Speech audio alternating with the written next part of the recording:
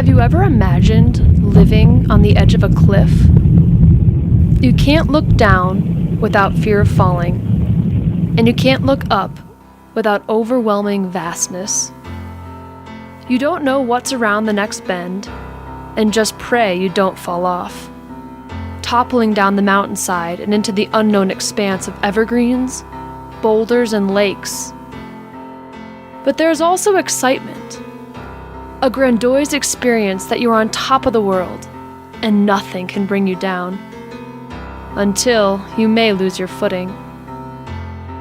If you're a kiddo at Mount Saint Vincent Home, your life may closely resemble this vulnerability. In my time at MSV, I've encountered children whose lives are constantly turning around unpredictable curves. They say things like, "I had to hit you to stay safe," and "A daddy and a little brother, that's all I want." Words that shake your soul and make you think, why am I here? What can I possibly do? What can any of us really do to make these lives better? I began working with 2 students each morning on literacy in a small effort to make better. These preteens were far behind grade level, reading with a kindergarten capacity. As you might expect, they were embarrassed, convinced they couldn't learn, despised my beckoning every morning at 8:45. "Time for literacy, boys!" But they stuck with it. Well, most of the time, and one much more than the other. Learning to read and spell is never something that was difficult for me.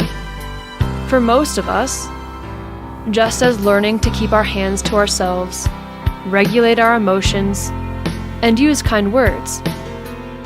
Most of these behaviors, like reading, were modeled for us and taught to us from quite a young age. But these boys, these kids at MSV, did not receive that privilege. Something broke as they grew. We all grow much like word building, a common practice in my literacy work with the 2 aspiring gentlemen.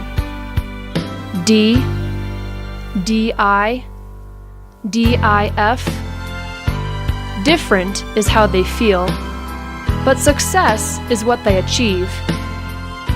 Receiving a 100% on a spelling test, advancing to a 2nd grade reading level, making a friend, feeling love.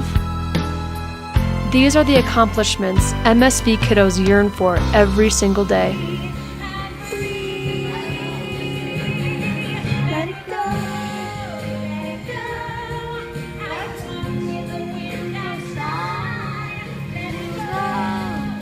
In reality, they're all just regular kids. They aren't that different.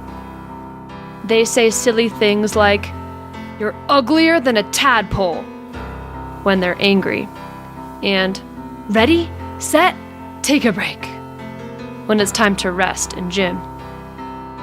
They have the naive confidence we all embraced as children. "I know what blood is made of: water, air, and meat."